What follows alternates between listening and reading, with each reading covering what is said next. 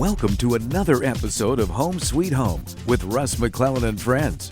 Here's your host, Russ McClellan. Hey, welcome to Home Sweet Home with Russ McClellan. How's everybody doing? Another month has passed in the land of COVID. Are we really getting through a world pandemic finally? It kind of feels like it. I mean, there's some parts of the country that are already there, other parts of the country that are still right in the middle of it. So depending on what is happening in your neck of the woods and in your particular family and your mindset, we have a spectrum for sure. And that's an interesting thing, a spectrum, especially of something that we haven't seen really in our lifetime, most of our lifetime. I think 19-something, maybe 1918 was the last time there was something crazy, a world pandemic. So it's taught us a lot. And for me personally, I remember being 19, getting into real estate and getting a finance degree, thinking I should get a job because that's what they said. You can go to work at JCPenney for $19,000 a year. That was about what the starting wages were. You can get in their finance department, Sears. I mean, I'm dating myself to say the least, but that's kind of the conversation. Now, the really smart people went to Microsoft, that little company over there on the west side of the mountains. They did all right. Those original guys at Microsoft, they did all right. But I went into real estate, and the reason I went into real estate was freedom. And I think freedom is a good word, and it doesn't apply just in the political ideology. Freedom applies in your choices. And I think there's an interesting thing happening right now, right? We're seeing stress manifest itself differently in different ways and different styles with different personalities. And real estate has given us a tool, a vehicle, if you choose it, to transform your life from being stuck, possibly, and I believe there's a lot of people that are feeling stuck right now, to being unstuck, to taking control, to taking action, to deciding that I'm not going to allow the external forces to control my life. I am going to step forward into the light, and I'm not going to focus on the darkness on the side of the tunnel, but the light at the end of the tunnel. And one of the people that I admire most that did that is sitting right in front of me. Lois Daigneult. How are you? Fantastic. How are you? Great. I appreciate you being in the studio and not on the phone. I love that because I'm an old dog learning new tricks with virtual everything. And so what I find interesting is this. I think it's rare to see people of extreme talent to have the courage to change when they're comfortable. I mean, it's one thing to change when you're stuck. It's another thing to change when things are doing okay. And you were doing okay when we got together, when I met you.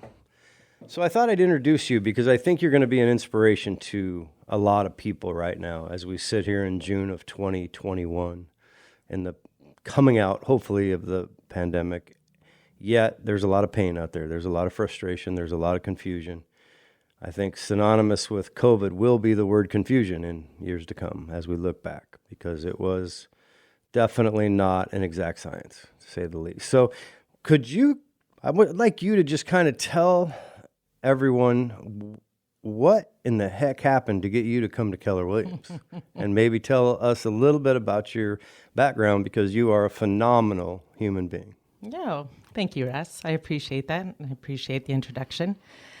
I come from an incredible family to begin with, family of athletes, mom and dad, hard workers, like most families.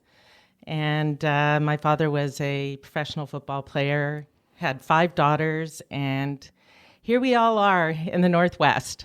Made different changes, made different choices as we went through our lives.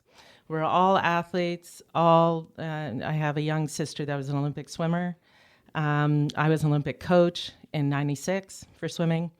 And so we came up with, a family that was very positive and believed in risk-taking and putting your best foot forward at any point in time, whether it was hard, whether it was easy. And it's never easy.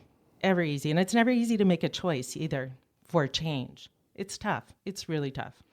So I ended up, traveled the whole world doing camps and clinics most of my life. I was a coach for 30 years and came over to the Northwest to be with my family and started in the marketing business. So I was here in Wenatchee for 4 or 5 years in the marketing side of things and decided it wasn't enough for me.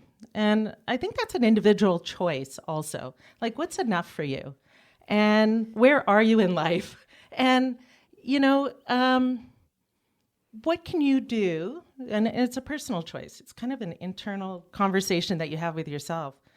Am I happy? Is this where I want to be?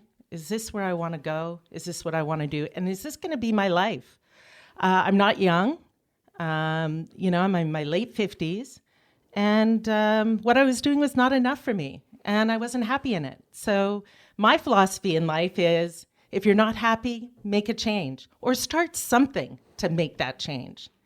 And that's when I was in marketing. I met Russ, and he recruited me for a couple years. And I'm happy he did. I took my time through the process, and that's something that's really, really important to understand. When you're making a change, it's not overnight. It's a process. And I'm really happy that I made the choice to come to Keller Williams. I'm really happy that I made the choice to start something new, even though it was scary. And it's that first step. Yeah, and to give a perspective, you've been with our team in Chelan, the Frontline team, which is out of our office right there in Lakeside, for how long now? A year. A year, just like that. A year full of normalcy, right? Nothing, no big deal, just a little world pandemic to throw at you. But you know what? Your background in coaching, if nothing else, I believe, has taught you, in addition to, as you said, hard work ethic from your childhood, but it has taught you to have the courage to be honest with yourself. And I think that as people are listening to this show or this segment, whether it's social media or on the radio or wherever we're out there trying to inspire people to be brave, that's where I think it starts. Would you agree with that? Because I think the reality is, when you're comfortable and you've taken a risk prior to being comfortable in order to get to that level of comfort. So you started from scratch somewhere in your life, you made a change, and then you made another change. And I think that courage to make change is often the part of the equation that traps people where they're at. Well, there's courage, but I think the most important thing, for me anyway, is being open to growth and continually growing, continually challenging yourself, not being comfortable, taking another step. And that step helps to teach you more about who you are. Every time you take a step, you learn something, even though it may be a scary step. You learn something about yourself. And in the end, you look back and you say, oh, geez, why didn't I do that earlier? And it's always that, it's always that response. Oh, I should have done this 10 years ago. So it's just that first step. Yeah, one of the things that it comes with anything is enthusiasm if you want it to be successful.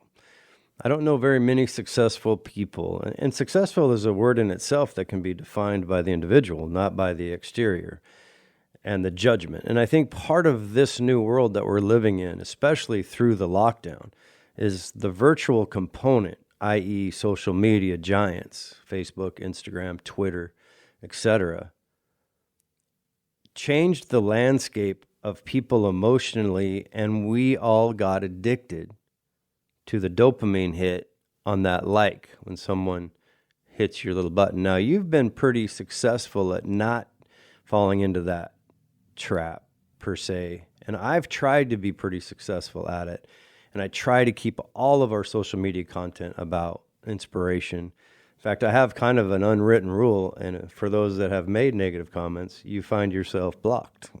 And I don't care if you're in my family or out of my family, because I just believe the platform should be used for good, not evil. And judgment from the outside should not rule your life on the inside.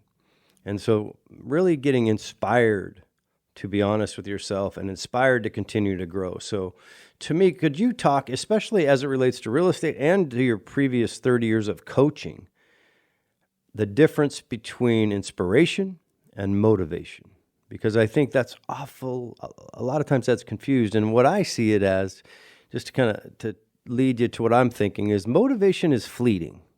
Like as a coach, you can motivate somebody, but if they're not inspired, it won't last.